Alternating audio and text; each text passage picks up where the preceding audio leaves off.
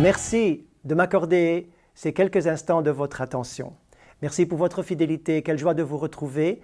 J'aimerais à nouveau partager, à partir de mon expérience pastorale, quelques pensées tirées de la parole de Dieu, de cette Bible, cette parole éternelle qui est donnée pour notre édification, afin que nous puissions davantage connaître ce que Dieu veut de notre vie. Mon thème aujourd'hui, le temps de la décision. Et j'espère et je prie que vous puissiez prendre aujourd'hui et dans les temps à venir de bonnes décisions qui vont avoir des conséquences bénéfiques pour votre vie. Connaissez-vous des personnes qui ont un problème avec la décision? Ils sont indécis. Ces personnes qui doivent paniquer quelque part parce qu'elles doivent prendre des décisions parfois très banales et très simples, par peur de se tromper, ne sachant pas que faire, et elles restent bloquées dans cette indécision permanente qui est un fonctionnement, une habitude qui pose problème et même des souffrances. Certaines personnes disent « oui, je ferai ça plus tard » et puis on recule l'échéance pour décider quelque chose qui en réalité perturbe la vie de ces personnes. Dans le texte que je voudrais choisir avec vous, nous trouvons non seulement une personne dans ce problème de l'indécision, mais tout un peuple, c'est le peuple d'Israël. Et nous lisons dans le premier livre des Rois au chapitre 18 pour trouver une situation particulièrement intense, particulièrement tendue, où le prophète Élie, l'homme de Dieu, qui va être devant le peuple pour l'amener à bien choisir, à se décider. Il va provoquer une décision par son autorité, mais aussi par sa parole. Il va dire ceci. Élie s'approcha de tout le peuple et dit « Jusque à quand clocherez-vous des deux côtés? Si l'Éternel est Dieu, allez après lui. Si c'est Baal, allez après lui. » Le peuple ne lui répondit rien. Ce peuple avait donc perdu cette capacité de décider. Pourquoi?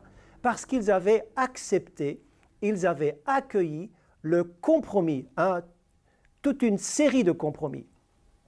Ils avaient Dieu dans leur vie, ils avaient le Dieu de l'Alliance, ils avaient Adonai, ils avaient le Dieu d'Abraham, d'Isaac, de Jacob, comme ce Dieu qui était leur héritage, le Dieu des promesses.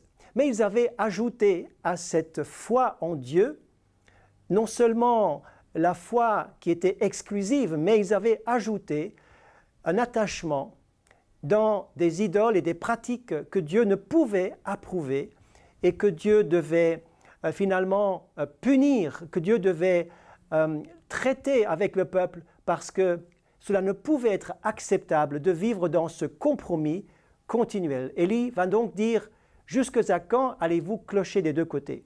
Le peuple ne répondit rien. Mais voyez-vous, aucune réponse est aussi une réponse. Aucune décision est aussi une décision. La décision de rester dans la zone neutre, dans la zone confortable, sans se prononcer, sans se positionner. Le but de ce message est que vous puissiez vous positionner clairement selon la volonté du Seigneur, selon la volonté de Dieu, afin qu'il y ait un fruit. Car Israël, dans cette position d'indécision et de compromis, avait eu des conséquences. C'est que tout le pays était en souffrance, il n'y avait pas de pluie et il n'y avait plus de récolte, il n'y avait plus rien, c'était une stérilité à cause de ce comportement de compromis. Alors, deux situations ou deux choses vont se mettre en place par Élie qui va provoquer deux décisions de la part du peuple. Nous allons les voir maintenant. Alors que le peuple ne répond rien, qu'il est dans cette zone d'indécision, Élie va faire deux choses. Il va poser deux actes très clairs au travers desquels nous allons aussi être inspirés aujourd'hui. Premièrement, il nous est dit dans ce chapitre 18 toujours et au verset 30, Élie dit « Approchez-vous de moi ». En s'approchant de lui, il devait s'approcher de Dieu. Et tout le peuple s'approcha de lui, et Élie rétablit l'autel de l'Éternel qui avait été renversé. Voyez-vous, la première chose que Dieu nous demande toujours pour sortir de nos ornières, de nos mauvaises habitudes, de nos compromis, de choses que nous avons mal fait ou mal choisies, la première chose, c'est de rétablir la liaison avec lui, la connexion, la communion. Il faut retrouver ce qui a été perdu. Mes amis, Dieu se laisse trouver par ceux qui le cherchent. Vous allez le trouver là où vous l'avez laissé. Donc, Élie va demander et il va faire en sorte que le peuple puisse se prononcer parce que il va rétablir l'autel qui avait été renversé. Il rétablit l'autel, l'image de cette communion, donc comme je l'ai dit, de ce sacrifice. Et en réalité, en mettant un sacrifice sur cet autel qu'il va reconstruire, c'est le peuple qui devait se reconsacrer, qui devait se redonner entièrement au Seigneur sans compromis, en sortant de ce mélange où il ménageait la chèvre et le chou, j'allais dire, où il cherchait à avoir les avantages de tous les côtés pour ne pas être rejeté, pour faire bonne figure devant le roi, etc., devant les mesures du pays. Mais le Seigneur dit, vous devez être entièrement pour moi.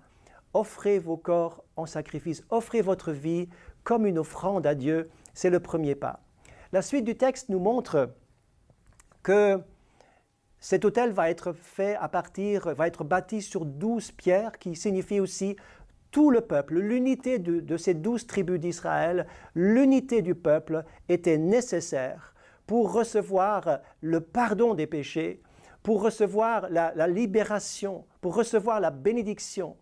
Ensuite, il y aura aussi ce bois qui va être mis sur l'autel, qui signifie aussi le bois de la croix, qui nous ramène à Jésus, qui nous ramène à la source, qui nous ramène à la solution, qui nous ramène au salut, qui nous ramène là où nous sommes pardonnés, libérés, bénis, restaurés, lorsque nous venons tels que nous sommes à la croix du Calvaire.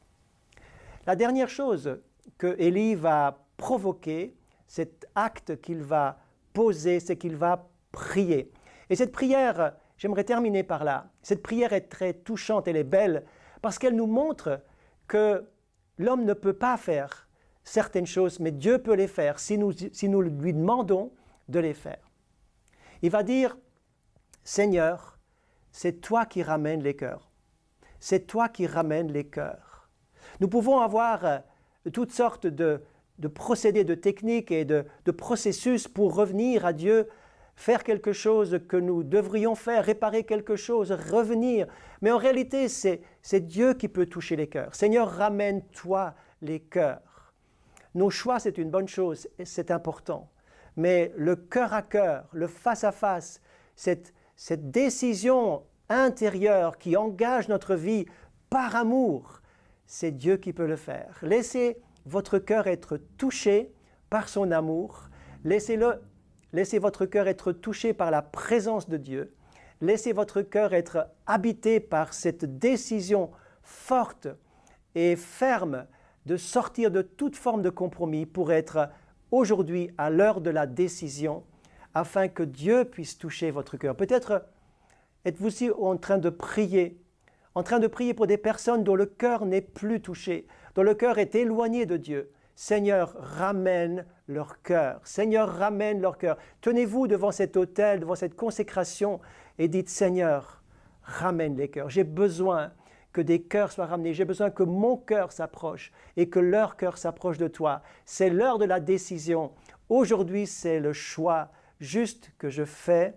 Je procède à ce choix et je sors de mes compromis. Je sors d'une vie mélangée avec des choses pures et impures, avec la sainteté et l'impureté, avec la lumière et les ténèbres, avec ce que Dieu approuve et bénit et ce que Dieu ne peut pas approuver. Je sors de cela pour être clair dans ma marche avec lui.